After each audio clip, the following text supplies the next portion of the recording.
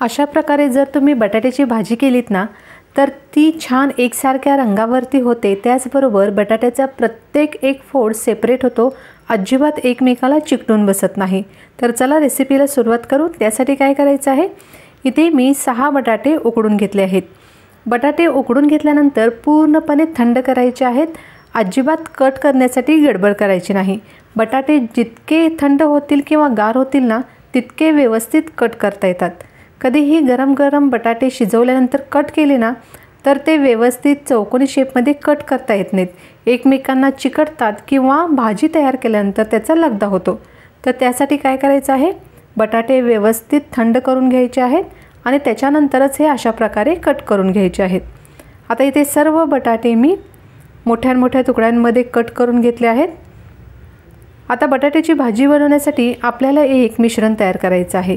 तर त्यासाठी आपण काय करायचं आहे, मिक्सरचं भांडं घेऊ, त्यामध्ये 3 चमचे अख्खे धने घ्यायचे आहेत, 5 ते 6 हिरवी मिरची, 8 ते 10 लसणाच्या पाकळ्या, 1 इंच आल्याचा तुकडा आणि त्याचबरोबर थोडीशी कोथिंबीर। आता हे सर्व मिक्सरला थोड्याशा मोठ्या तुकड्यांमध्ये बारीक करून घ्यायचं आहे, अजिबात एकदम बारीक पेस्ट करायची नाही किंवा पाणी देखील वापरायचं नाही। अशा प्रकारे दरदरीत हे मिश्रण तयार करून घेतलं आहे। आता त्याचबरोबर आपल्याला लागणार आहे 2 मोठे कांदे लांब चिरून घेतले आहेत, त्याचबरोबर ताजे हिरवे मटार घेतले आहेत।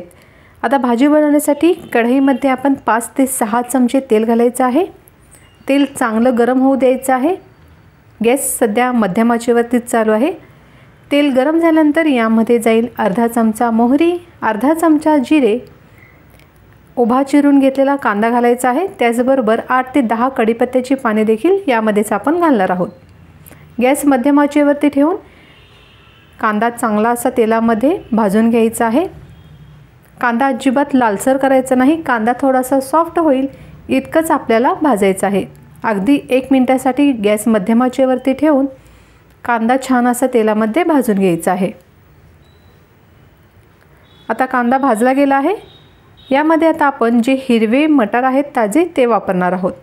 जर तुमच्याकडे हिरवे मटार नसतील तर तुम्ही फ्रोझन मटार देखील वापरू शकता किंवा मटार न वापरता देखील फक्त बटाट्याची भाजी देखील बनवू शकता।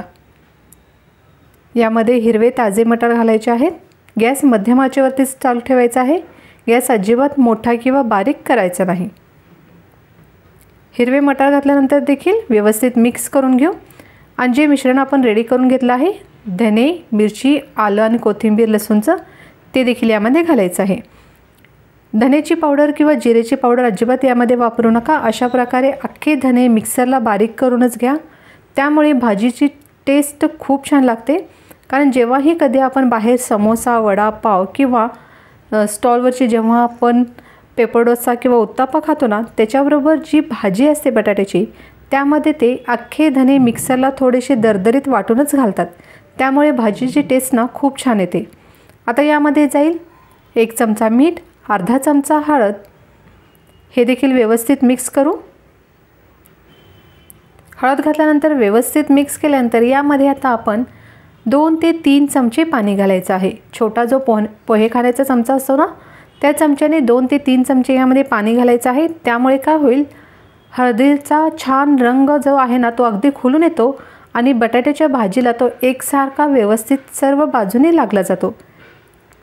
तुम्ही देखील ही ट्रिक नक्की वापरून बघा, अगदी थोडंसंच पाणी वापरायचं आहे। पाणी घातल्यानंतर देखील व्यवस्थित मिक्स करून घ्यायचं आहे। आता यामध्ये चिरून घेतलेल्या बटाट्याच्या फोडी घालायच्या आहेत।